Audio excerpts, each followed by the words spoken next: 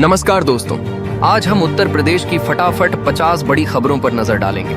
ये सभी खबरें आपके लिए बेहद जरूरी हैं और हम इन्हें सिर्फ 10 मिनट में साझा करेंगे। लेकिन इससे पहले हमें बताएं कि आप ये वीडियो किस जगह से देख रहे हैं। और हाँ, इस वीडियो को लाइक और सब्सक्राइब करना न। सबसे पहले बात करते हैं रसोई गैस की समस्या को लेकर उठे राजनीतिक मुद्दे की। समाजवादी पार्टी के नेता अखिलेश यादव ने सरकार पर निशाना साधते हुए कहा कि कई जगहों पर लोगों को गैस सिलेंडर के लिए परेशान होना पड़ रहा है। उनका कहना है कि अगर आम जनता को रोजमर्रा की जरूरतों के लिए भी संघर्ष करना पड़ेगा तो यह सरकार की जिम्मेदारी बनती है कि वह व्यवस्था को तुरंत सुधारें।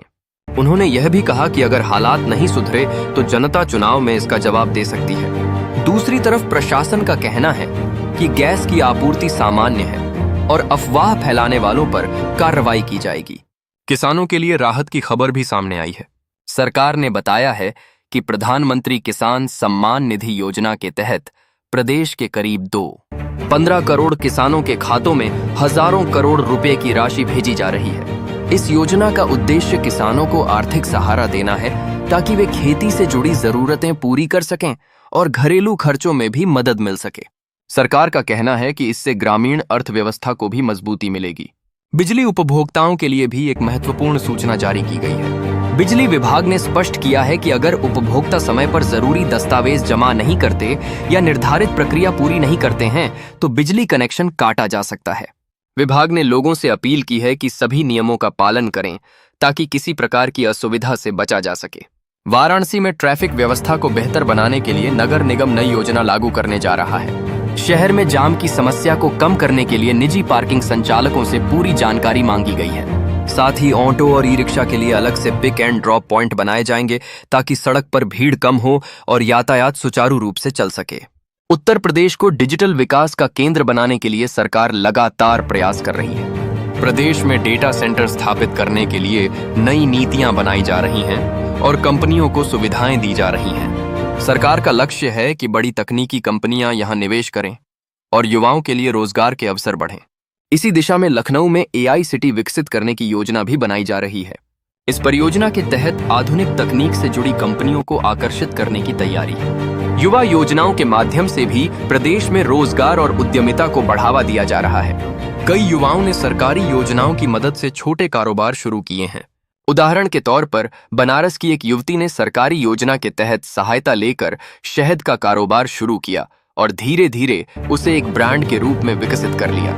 यह उदाहरण दिखाता है कि अगर सही अवसर मिले तो युवा खुद रोजगार पैदा कर सकते हैं। पर्यटन को बढ़ावा देने के लिए भी सरकार कई योजनाओं पर काम कर रही है। प्रदेश के कई वन क्षेत्रों को इको टूरिज्म के रूप में विकसित किया जा रहा है ताकि पर्यटक प्रकृति के करीब आ सकें और स्थानीय लोगों को रोजगार मिल सके।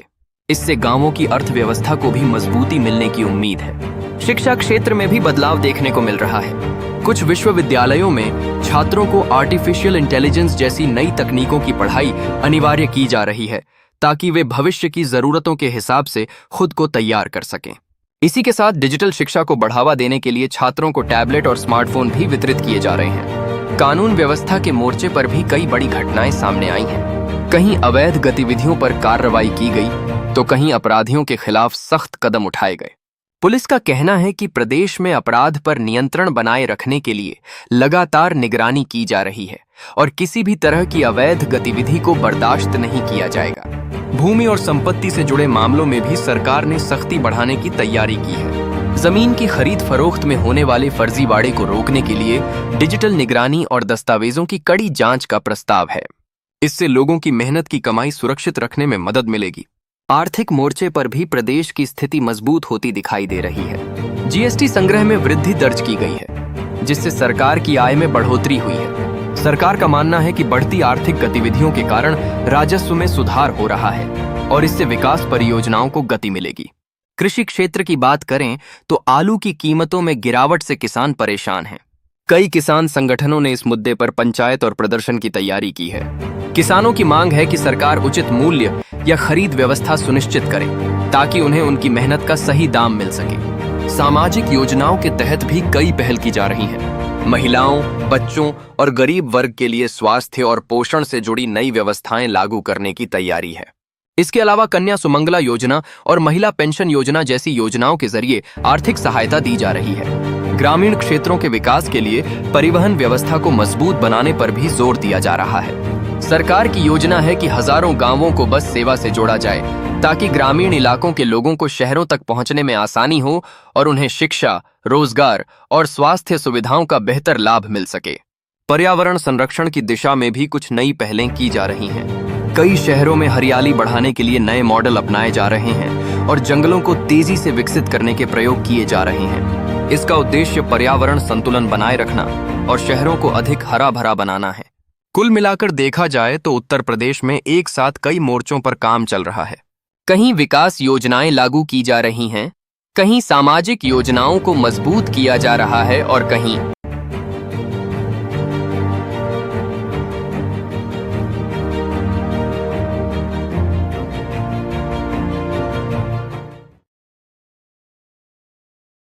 सबसे पहले बात करते हैं किसानों से जुड़ी एक बड़ी खबर की।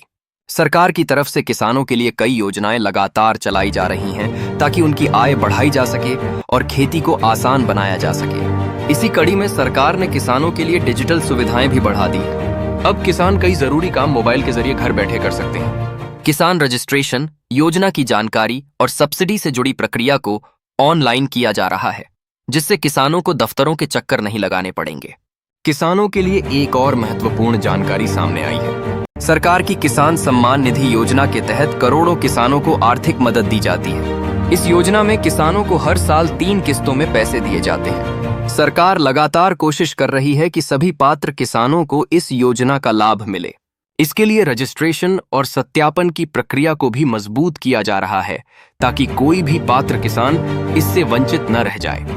अब बात करते हैं शिक्षा से जुड़ी एक बड़ी खबर की। सरकार ने छात्रों को डिजिटल शिक्षा से जोड़ने के लिए कई योजनाएं शुरू की हैं। कई जिलों में छात्रों को टैबलेट और स्मार्टफोन दिए जा रहे हैं ताकि वे ऑनलाइन पढ़ाई और नई तकनीक का फायदा उठा सकें। इससे छात्रों को प्रतियोगी परीक्षाओं की तैयारी में भी काफी मदद मिल रही है। सरकार का कहना है कि डिजिटल शिक्षा से गांव और शहर के छात्रों के बीच का अंतर भी कम होगा। इसी के साथ रोजगार को लेकर भी सरकार कई नई योजनाएं शुरू कर रही है। युवाओं को स्वरोजगार के लिए प्रोत्साहित किया जा रहा है। इसके लिए लोन, प्रशिक्षण और कई तरह की आर्थिक सहायता दी जा रही है। कई युवा इन योजनाओं का लाभ लेकर अपना छोटा व्यवसाय शुरू कर रहे हैं। इससे न केवल उन्हें रोजगार मिल रहा है बल्कि अन्य लोगों को भी काम मिल रहा है। अब बात करते हैं महंगाई से जुड़ी खबर की। हाल ही में घरेलू गैस सिलेंडर के दाम में बढ़ोतरी देखने को मिली है, जिससे आम लोगों की जेब पर असर पड़ा है। कई शहरों में सिलेंडर के दाम बढ़ने की खबर सामने आई है।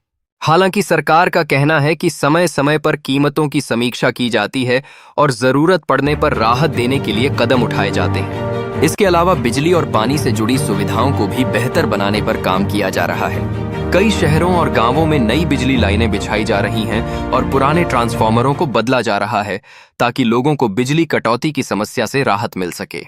इसी तरह पेयजल योजनाओं के तहत भी गांवों तक स्वच्छ पानी पहुंचाने का काम तेजी से किया जा रहा है।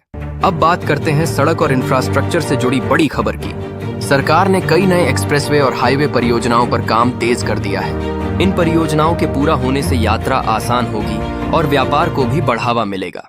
नए पुल, फ्लाईओवर और चौड़ी सड़कों का निर्माण भी कई जगहों पर किया जा रहा है। पर्यटन को बढ़ावा देने के लिए भी कई बड़े कदम उठाए जा रहे हैं। ऐतिहासिक और धार्मिक स्थानों को बेहतर बनाने के लिए विशेष योजनाएं चलाई जा रही हैं। इससे देश विदेश से आने वाले पर्यटकों की संख्या बढ़ने की उम्मीद है और स्थानीय लोगों को रोजगार भी मिलेगा। अब बात करते हैं कानून व्यवस्था से जुड़ी खबर की। पुलिस प्रशासन लगातार अपराध पर नियंत्रण करने के लिए अभियान चला रहा है। कई जगहों पर चेकिंग और सुरक्षा व्यवस्था को मजबूत किया गया है। त्योहारों और भीड़भाड़ वाले इलाकों में विशेष निगरानी रखी जा रही है ताकि लोगों की सुरक्षा सुनिश्चित की जा सके। स्वास्थ्य सेवाओं को भी मजबूत करने पर सरकार का खास ध्यान है। कई जिलों में नए अस्पताल बनाए जा रहे हैं और पुराने अस्पतालों में सुविधाएं बढ़ाई जा रही हैं। डॉक्टरों और मेडिकल स्टाफ की नियुक्ति भी की जा रही है ताकि मरीजों को बेहतर इलाज मिल सके। अब बात करते हैं मौसम की खबर की। मौसम विभाग के अनुसार आने वाले दिनों में कई क्षेत्रों में मौसम में बदलाव देखने को मिल सकता है। कुछ जगहों पर हल्की बारिश और हवाएं चलने की संभावना जताई गई है। मौसम में बदलाव के कारण तापमान में भी उतार चढ़ाव हो सकता है। किसानों को सलाह दी गई है कि वे मौसम की जानकारी को ध्यान में रखकर खेती से जुड़े फैसले लें। खेल की दुनिया से भी एक अच्छी खबर सामने आई है। देश के कई युवा खिलाड़ी राष्ट्रीय और अंतर्राष्ट्रीय स्तर पर शानदार प्रदर्शन कर रहे हैं। सरकार भी खिलाड़ियों को बेहतर प्रशिक्षण और सुविधाएं देने के लिए लगातार काम कर रही है। कई नए खेल स्टेडियम और प्रशिक्षण केंद्र बनाए जा रहे हैं ताकि खिलाड़ियों को आगे बढ़ने का मौका मिल सके। अब बात करते हैं तकनीक और डिजिटल इंडिया से जुड़ी खबर की। देश में इंटरनेट और डिजिटल सेवाओं का तेजी से विस्तार हो रहा है। अब कई सरकारी सेवाएं ऑनलाइन उपलब्ध हैं, जिससे लोगों को काफी सुविधा मिल रही है। डिजिटल पेमेंट का इस्तेमाल भी तेजी से बढ़ रहा है और लोग कैशलेस लेन देन को अपनाने लगे हैं। इसी के साथ छोटे व्यापारियों और दुकानदारों के लिए भी कई योजनाएं चलाई जा रही हैं। उन्हें डिजिटल पेमेंट, ऑनलाइन मार्केटिंग और नए व्यापारिक तरीकों के बारे में प्रशिक्षण दिया जा रहा है ताकि वे अपने कारोबार को आगे बढ़ा सकें। महिलाओं के सशक्तिकरण के लिए भी कई योजनाएं लागू की गई हैं। स्वयं सहायता समूहों के माध्यम से महिलाओं को रोजगार और आर्थिक मदद दी जा रही है।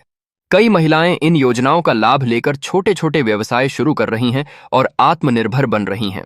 ग्रामीण विकास को लेकर भी कई परियोजनाएं चल रही हैं। गांवों में सड़क, बिजली, पानी और इंटरनेट जैसी सुविधाओं को बेहतर बनाने पर जोर दिया जा रहा है। इससे गांवों में रहने वाले लोगों की जिंदगी आसान हो रही है और उन्हें शहरों की तरह सुविधाएं मिल रही हैं। पर्यावरण संरक्षण को लेकर भी सरकार और कई सामाजिक संगठन मिलकर काम कर रहे हैं।